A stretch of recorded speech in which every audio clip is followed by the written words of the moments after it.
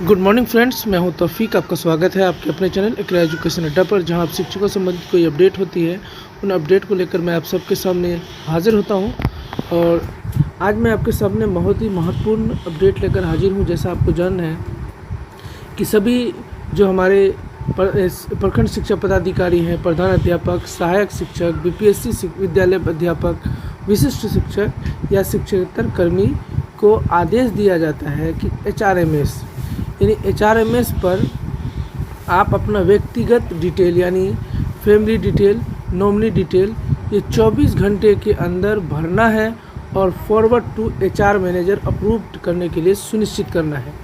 तो ये चीज़ें बहुत ही महत्वपूर्ण है एचआरएमएस में, खास करके बिहार के जो शिक्षक हैं और बीपीएससी शिक्षक या विशिष्ट शिक्षक, इन दोनों के लिए बहुत ही महत्वपूर्ण सूचना आपके सामने लेकर हाजिर हुआ हूँ। तो दोस्तों, इसको कैसे हम लोग ये अपडेट करेंगे एचआरएमएस को, इसको हम लोग इस वीडियो में पूरे सही तरीके से, साफ़ सुथरे तरीके से समझने का प्रयास करेंगे कि आपको कैसे ये सारा चीज़ कंप्लीट करना है ऑनलाइन अपने मोबाइल से। तो हम आपको मोबाइल के थ्रू ही बताएंगे कि कैसे आप मोबाइल से ये कर सकते हैं। तो चलिए हम लोग एक तरफ से देखते हैं। जानने से पहले दोस्तों, अगर हमारे चैनल पर नए हैं, शिक्षकों संबंधित कोई भी अपडेट पाना चाहते हैं तो चैनल को जरूर सब्सक्राइब कर लें। चलिए शुरू करते हैं इसको। ये इस तरह के सभी इंस्ट्रक्शन दिए हुए हैं।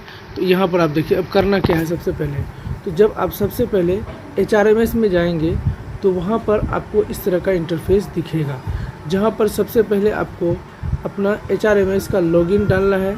यूज़र नेम में अगर आपका यूज़र नेम नहीं है तो आप जो क्या करेंगे, फॉरगेट यूज़र नेम में जाएंगे और उसके बाद आप जैसे ही अपना मोबाइल नंबर डालेंगे तो वो आपके इसमें ये चला जाएगा, आपका यूज़र आईडी सीधे चला जाएगा। उसके बाद आप जैसे यूज़र आईडी ओटीपी के माध्यम से करेंगे तो आपको वहाँ पर पासवर्ड बनाने का ऑप्शन आएगा।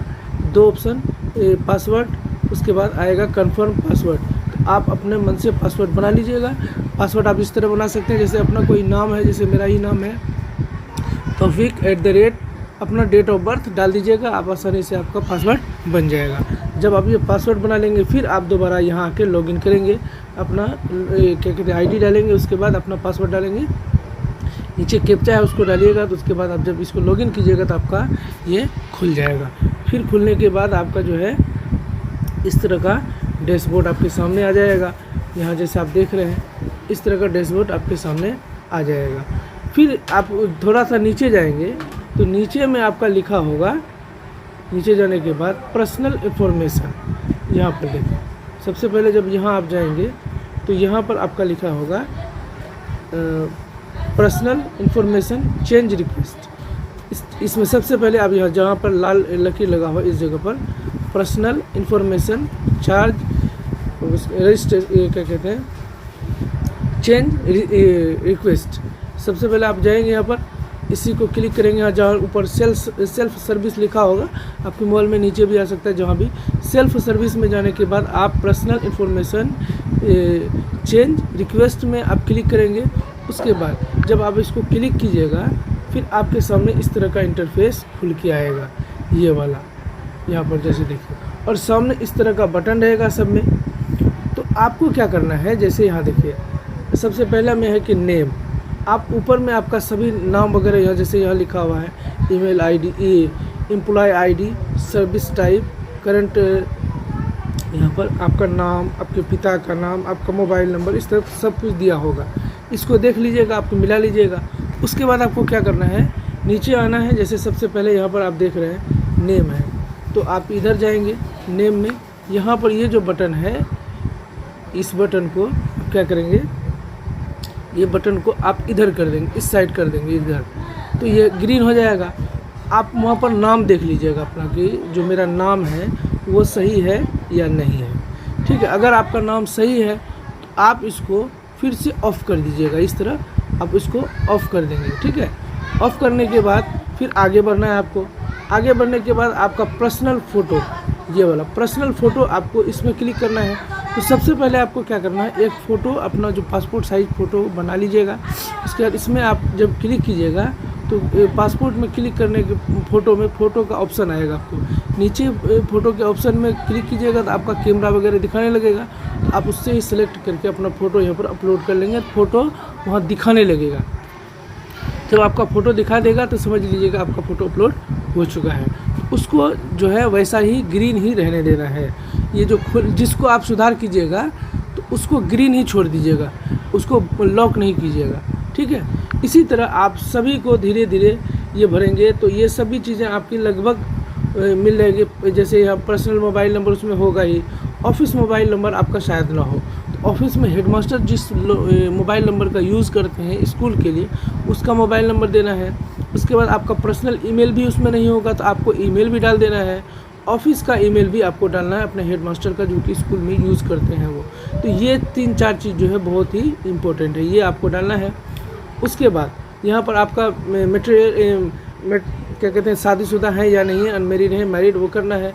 अगर आप मैरिड है तो यहाँ अपनी पत्नी का नाम डाल दीजिएगा स्पाउस में। उसके बाद आपका परमानेंट एड्रेस चेक कर लीजिएगा, अगर सही होगा तो उसको ऑफ़ कर दीजिएगा। रेसिडेंशियल एड्रेस भी चेक कीजिएगा, अगर सब सही होगा तो उसको ऑफ़ कर दीजिएगा। यानी आप जिसको चेंज करेंगे उसको ही ऑन रखेंगे, यानी हरा रखेंगे, बाकी सबको क्लोज़ कर देना है।